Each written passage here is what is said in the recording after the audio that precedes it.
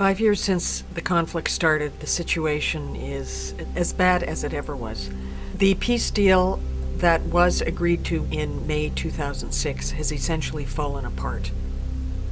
Over the last few months, there's actually been an increase in fighting between the rebel groups and the government, and this has caused repeated displacement of the 2 million people that are already displaced.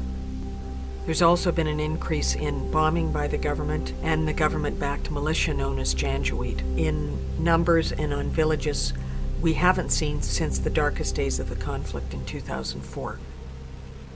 The Security Council at the United Nations did authorize an African Union UN peacekeeping force.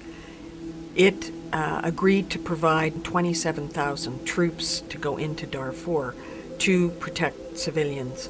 The problem is the Sudanese government is obstructing the deployment of these troops, and troop-contributing countries are not providing some of the support the troops need, such as helicopters.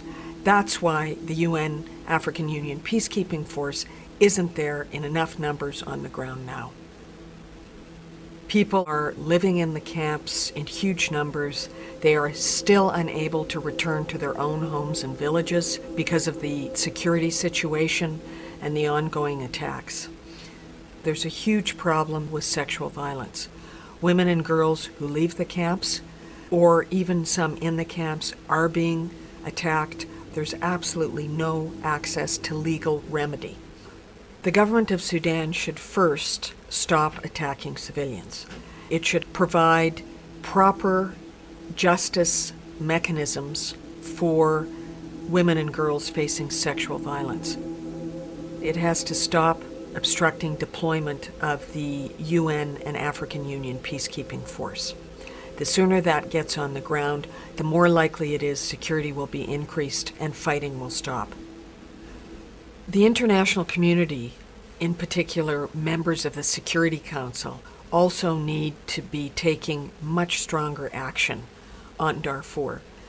They need to sanction the government of Sudan when it fails to take steps to end attacks on civilians, and that would include putting targeted sanctions on those individuals responsible for these atrocities.